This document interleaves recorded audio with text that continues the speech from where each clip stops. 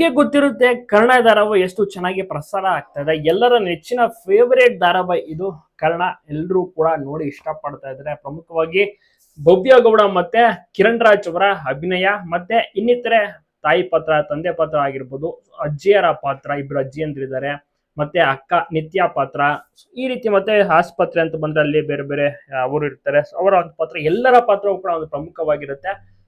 2-3 ವರ್ಷದಿಂದ ಕನ್ನಡ ಧಾರಾವಾಹಿ ಬರ್ತಾ ಇದೆ.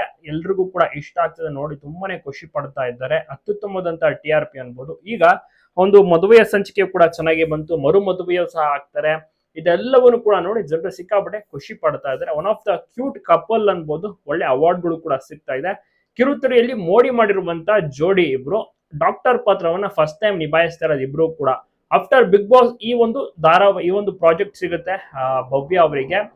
ಎಲ್ರಿಗೂ ಕೂಡ ಇಷ್ಟವಾಗುವಂತ ಒಂದು ಪಾತ್ರವನ್ನೇ ಇದೀಗ ಮಾಡ್ತಾ ಇದ್ದಾರೆ. ತುಂಬಾನೇ ಅದ್ಭುತವಾಗಿ ಕೂಡ ನಟಿಸ್ತಾ ಇದ್ದಾರೆ. ನಿಮ್ಗೂ ಕೂಡ ಇಷ್ಟ ಆಗ್ತಾ ಇದೆಯಾ ಭವ್ಯ ಗೌಡ ಅವರ ಒಂದು ನಟನೆ? ನೀವು ಕೂಡ ನೋಡ್ತಾ ಇದ್ದೀರಾ, ಒಳ್ಳೆ TRP ರೇಟಿಂಗ್ ಇದೆ ಅಲ್ವಾ?